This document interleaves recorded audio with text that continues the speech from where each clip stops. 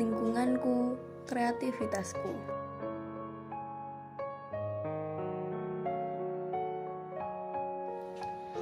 Hello everyone, good morning. I hope you are happy and healthy. We form Group 3 Integrated Learning 1, Regina Pacis Surakarta Junior High School.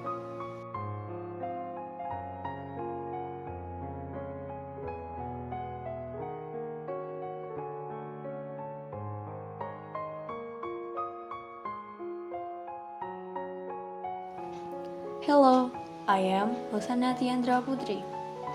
You can call me Hosana. I am class 7E, number 17, Regina Pacis Surakarta Junior High School.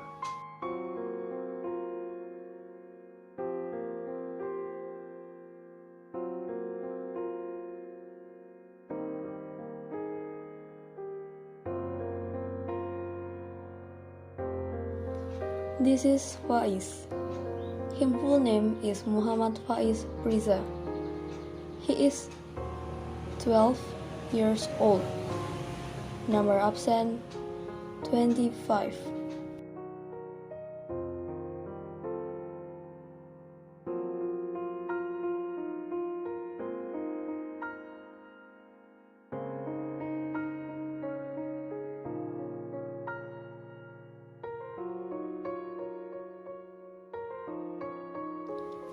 She is Nindi.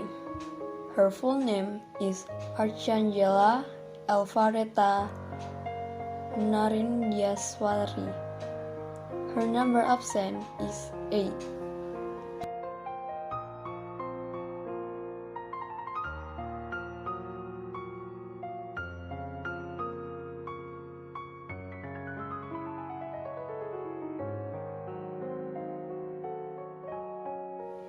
And he is Adam Surya Hadian.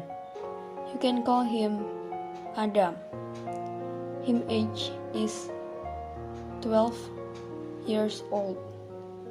His absent number is 1.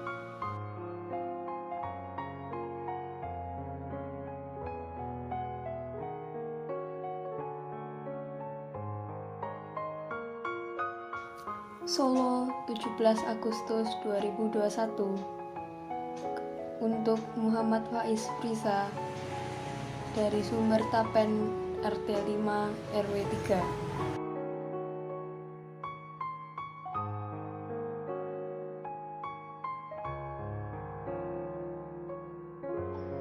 Keluarga adalah sekolah pertama bagi anak.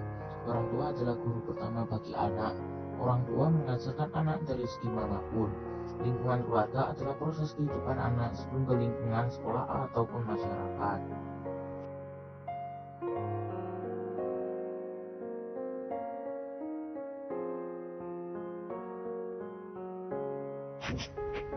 Contoh norma dalam keluarga. Norma yang berlaku dalam pendidikan anak yaitu norma kesopanan, seperti memberikan salam kepada orang tua jika ingin berangkat ke sekolah sebagai wujud menghormati orang.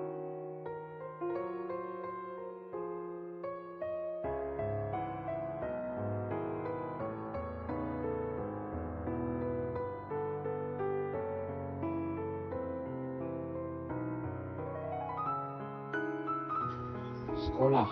Ternyata sekolah juga memiliki peranan dalam hal mendidik, memperbaiki, dan memperhalus tingkah laku anak didik yang sudah dimiliki sebelumnya. Guru membuat anak didik belajar bergaul dengan semua warga sekolah, membuat anak didik belajar menaati peraturan-peraturan sekolah.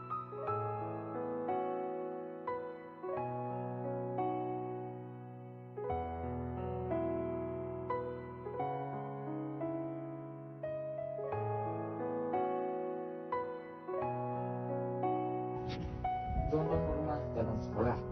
Contoh norma kesopanan di lingkungan sekolah adalah mengajukan pertanyaan dengan bahasa yang sopan saat tidak memahami materi yang diajarkan. Berlaku sopan kepada orang yang lebih tua, baik kepala sekolah, guru, maupun karyawan.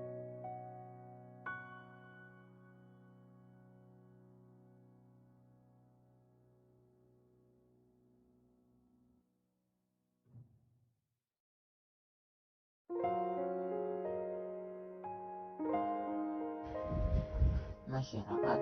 Dalam kehidupan di sekitar kita, masyarakat mempunyai peranan tertentu dalam membantu kepribadian anak.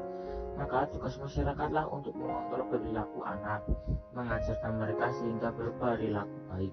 Dalam hal ini, masyarakat diharapkan mampu menjadi wadah pendidikan dan memberi dampak positif bagi perkembangan pendidikan anak.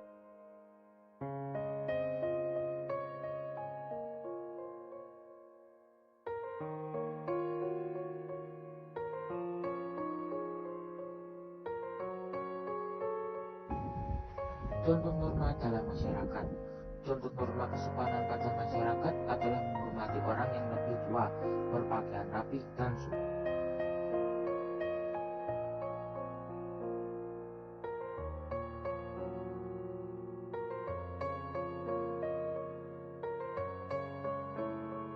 Pertumbuhan dan perkembangan. Anak-anak selalu mengalami pertumbuhan dan perkembangan. Pertumbuhan yaitu bertambahnya ukuran berat badan dan tinggi badan. Sedangkan perkembangan adalah perubahan kecakapan, kematangan fisik dan emosi, dan pikiran menuju proses-proses pendewasaan. Pertumbuhan dan perkembangan anak berbeda-beda sesuai dengan gizi makanan yang dikonsumsi, kebiasaan olahraga, dan faktor genetik.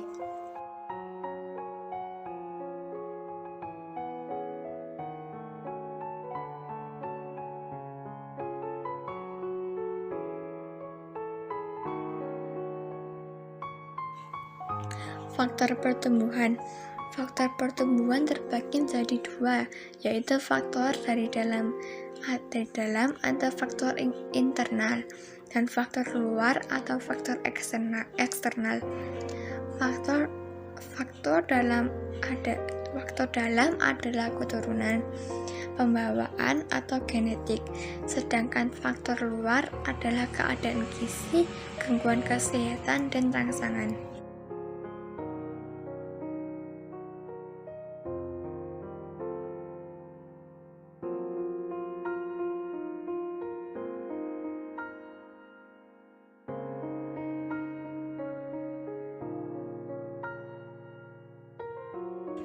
Perbandingan. Jika dibandingkan dari anak kecil, remaja, orang dewasa, sangatlah berbeda.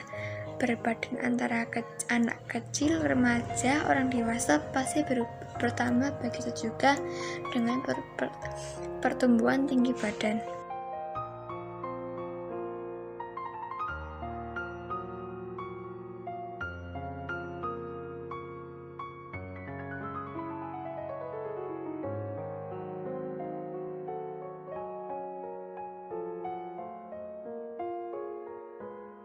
Cara menjadi generasi sehat. Untuk menjadikan generasi yang sehat, kita perlu untuk berolahraga dengan teratur, makan makanan yang bergizi, serta cukup tidur.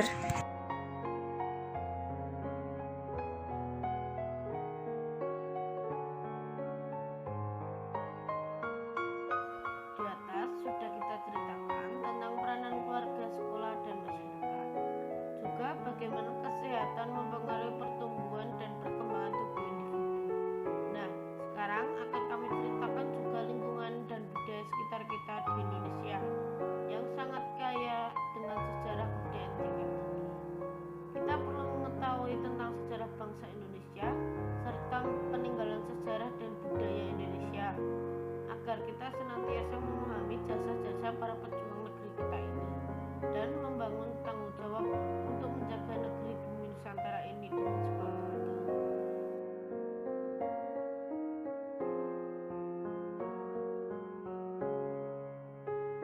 Masa praaksara. Pada masa praaksara manusia belum mengenal tulisan. Peninggalan sejarah pada masa praaksara adalah kapak genggam, alat cerpi, kapal lonjong, dan mata panah.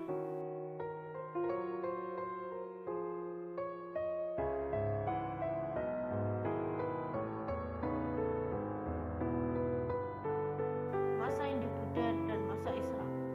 Setelah masa praaksara ada masa Hindu-Buddha yaitu masa klasik, dan peninggalannya adalah prasasti atau batu tertulis, candi Borobudur, patung atau area kitab, contohnya kitab Sutasoma.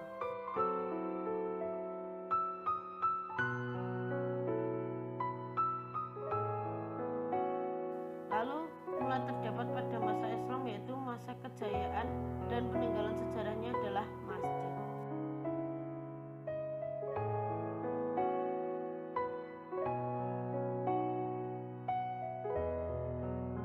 Setelah kita mengetahui peninggalan sejarah yang merupakan akar budaya Nusantara, maka kita juga harus mengetahui budaya di Indonesia. Contohnya adalah seni tari. Tari adalah ungkapan perasaan jiwa seseorang dengan menggunakan medium gerak yang diiringi dengan musik atau bunyi-bunyian. Medium pokok pada tari adalah gerak. Gerak dapat dilakukan tanpa medium bantu lainnya. Sedangkan medium bantu tari adalah iringan, tata rias, tata busana, properti. Gerak terbagi menjadi dua, yaitu olisasi dan tidak olisasi.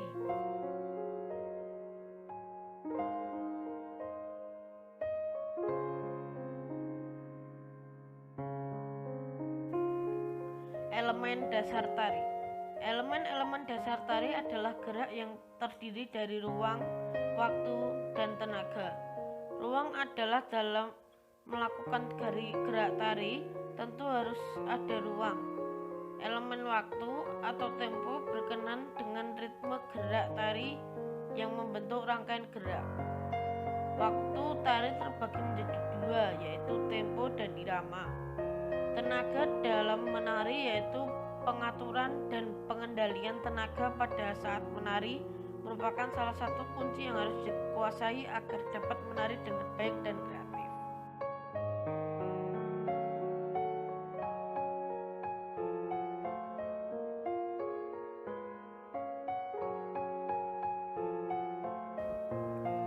Contoh tari tradisional: tari pendet dari Bali, tari gambyong berasal dari Jawa, tari kecak dari Bali.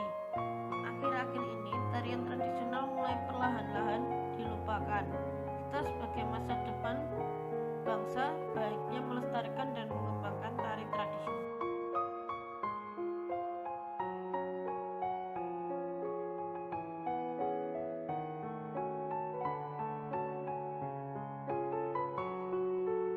Konco-konco, saiki wis tekan pungkasaning crita.